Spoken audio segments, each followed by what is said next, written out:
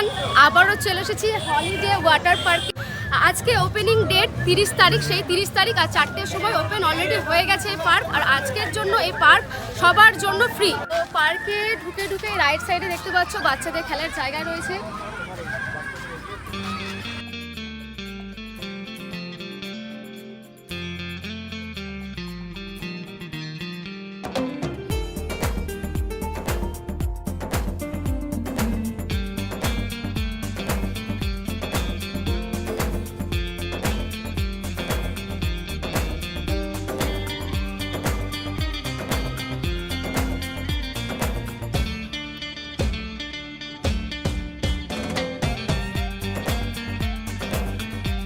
যাচ্ছে কত ভালো লাগছে, অনেক ভালো।